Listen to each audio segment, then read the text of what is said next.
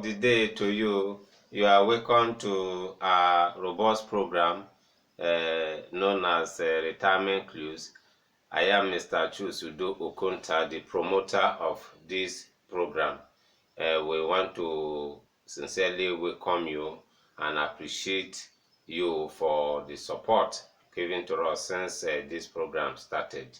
Today we are still showing our commitment, to educating the public on how to retire and retire very well.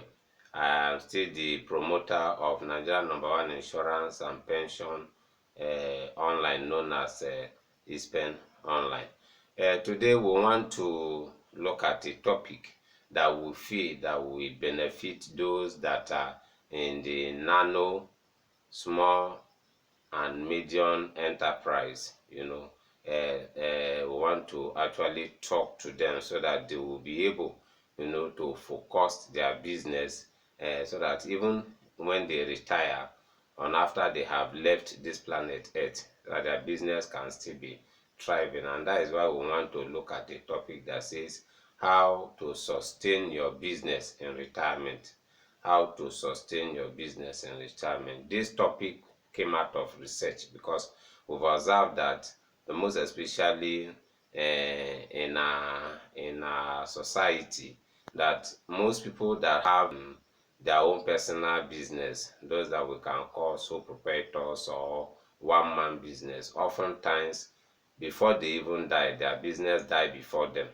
And it is because of some things that they don't even put in place. That is why such things happen. It's expected that your business should outlive you. Like we that read the Bible says that a righteous man leaves inheritance for the children. It should be that one of the inheritance you should leave for your children is the business that you establish. It is not a thing of joy for somebody having struggled to grow up a business, and because you retire out of that business, the business will collapse. And that is why we are just saying we need to put some pillars to keep the business, so that even generation after we have gone can still benefit from that business. The Coca-Colas of this world, the Mercedes of this world, the Fords of this world, they have strong pillars. That is why they were started by just a single individual, but today look at where they are still thriving. And your business can still thrive if you adhere to what we are going to discuss in this episode of this podcast. Thank you very much. Again, we want to welcome you on board. Before we go into the discussions fully, the update we have within the retirement space, we got to know that recently, even those the retirement savings account holders that are seeking fund 25% from their account to acquire their own residence, we learned that the National Pension Commission has given approval to some persons too. And then we just pray that the plan, the initiative will continue to go well. That is just the update we want to share with you. Then let's go into our discussions. You as a business owner, as you are driving your business this morning, do you think of what will become of that business in the next 50 years? What are your plans? Are you just doing it just to earn money to train your children, and once maybe you retire, the business is gone?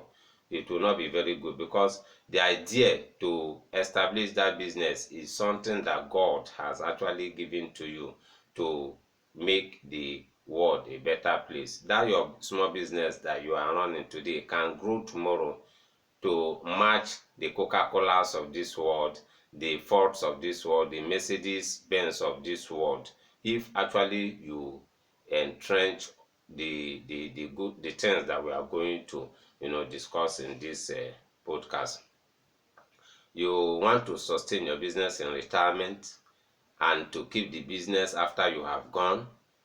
There are some things that you need to do, and those are the things we want to highlight. The first one that we feel that is very necessary that for you to do is for you to structure that business. Many people run their business anyhow. They just leave the business open ended like that. Anything they don't they anything they want to do, they just do it. They can dig hand into the business, collect money, use the money anyhow, believing that, oh, tomorrow another money will come, and there is no structure. They are just the structure of the business. If you make yourself the structure of your business, that business will not last. You must structure your business. As the business is growing, create departments, engage other people, have professionals to work with you. That is what will actually keep your business going.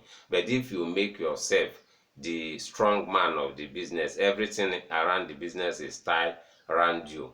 Any little problem, even if it is in head, before you know, the business will begin to dive. You must structure the business very well. Structure it.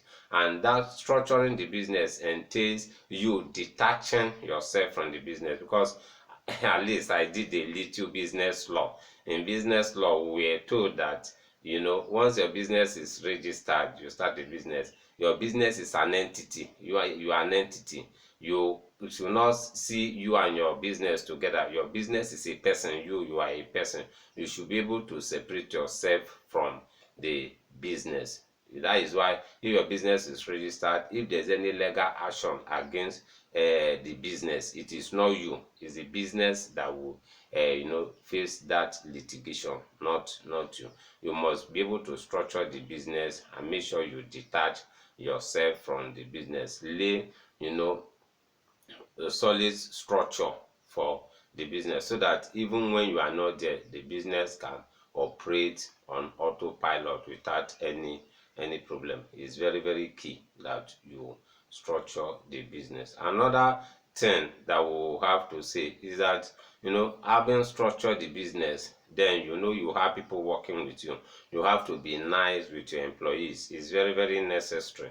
Be nice with your employees, because those people that you put to head each of the various departments, if you are not nice with them, once you leave, they will help you bring down the business.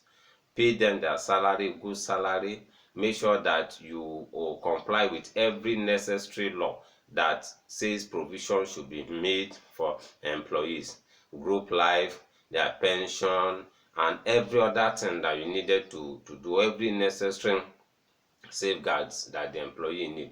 Make sure you provide it for the employees, and be nice to them. Be humble.